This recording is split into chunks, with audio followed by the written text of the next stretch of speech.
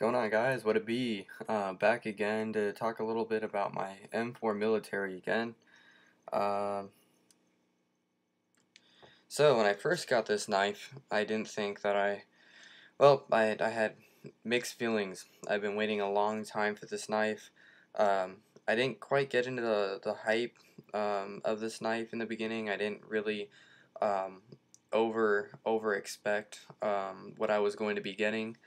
I pretty much just pre-ordered it because it involved titanium, which I really love, and G10 on one side, and just the fact that it had the sprint run of M4 steel. When I had the Gale Bradley, M4 just seemed to be a pretty ridiculously sharp steel. I mean, the edge that it had was just insane, and as much as I used it, it didn't get dull. So I was very impressed with M4. And so when I first heard about this, and of course the exclusivity, I thought I'd jump on board. And so I got on the pre-order, and I pretty much just forgot about it. It was in the back of my head, but I wasn't drooling every day and just fantasizing about it. I pretty much just waited for it to happen. So there's some buzz on the forums that this knife didn't get, it didn't quite meet everyone's expectations. Some people complained of off-center blades. Some people complained of very gritty opening and closing. Um, a lot of people just complained at the overall fact that they expected more out of a $220 knife. Now, I am with the majority, and the majority are happy with their knife, their M4 militaries, and I'm very happy with mine. Blade is perfectly centered on mine. Lockup is top notch on mine. And I mean, the opening, it's kind of odd. It's hard to explain. I mean, when I first opened it up, I think I told you guys it was smooth, but it was also gritty a little bit. But the weird thing is, it's not rough to open. I mean, from the detent, there's a little bit of force, and then I don't know if you guys can hear this.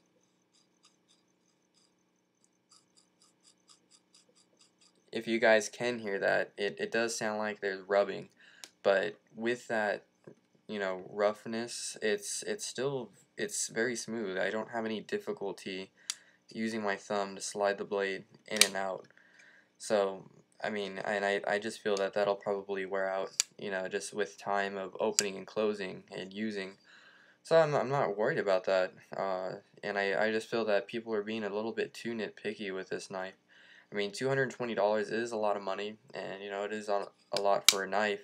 But you got to think, Spyderco only made 500 of these, and they're using M4 steel. They got titanium on one, titanium locking side, G10. Not to mention they added that new stainless steel insert interface there. There is some rumor that people are saying that there was flaws with the original titanium design, and this was their gimmick to give a good selling point and make it a positive. But I don't think so. I don't at least I'd like to. Maybe I'm an optimist. But regardless, I think that time will tell how good this insert works, and as of now, I mean, lockup is just solid, and I don't have any doubt with it. As far as keeping this knife, prestige, or using it, I've decided I'm going to use this bad boy for sure. This knife was first coming out, like I said, with everyone hyping this thing up, everyone was talking about this knife, you know, hitting around the $300 mark as soon as it hits the market, possibly more. There's some people saying, with time that this may become an instant classic, and also, being as rare it is, 1 of 500, people will be even paying more of a premium, upwards of $400. So, being a student and working hard for my money, that's kind of attractive. With such a big markup. I don't buy knives to sell for a profit, and I don't buy knives with hopes of value increasing. But when I heard about that, it did kind of make me second guess if I wanted to really put this one to use, especially since I'm not, one day. I mean, I have a multiples of a couple different knives, but like I said, I like to buy knives that I'm going to use, and the more I have, the less knives I can use. So it's hard when you keep expanding your collection. You don't have time for all the folders, and you guys already know I already have a military, and I got this really rare BG42 model with the carbon fiber, and this thing is just super light. Literally feels half the weight of that of titanium G10. So I was kind of trying to think, am I gonna want two militaries, and am I gonna want one that's a lot heavier than that of the carbon fiber one that I already have that carries so light? But after a little bit of thought, I just had to kick myself. I'm like, what am I thinking? I waited a year to own one of 500 with titanium Lockside, G10 slab, and M4 steel in one of Spyderco's flagship models, the military. And now I have it. And it would be just dumb of me to just go ahead and turn this around for a $30 profit or $50 profit even. I mean, that is not worth me losing such a knife like this.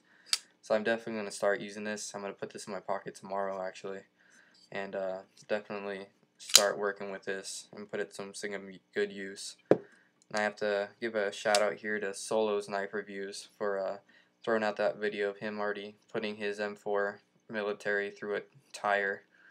And yeah, if he can do it, other people can do it. You know, there's no reason why I can't do it. And I just can't wait to put this to use.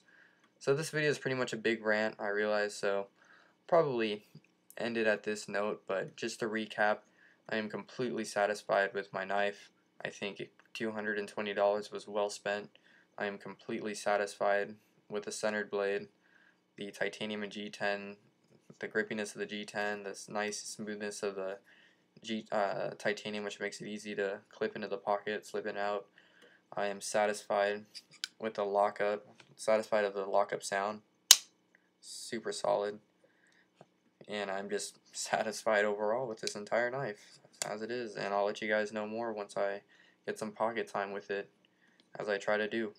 And we'll be uploading my knife collection video soon enough as well, and I'll see you guys. Alright, M4 Military, 1 of 500, Knifeworks exclusive, and it's mine.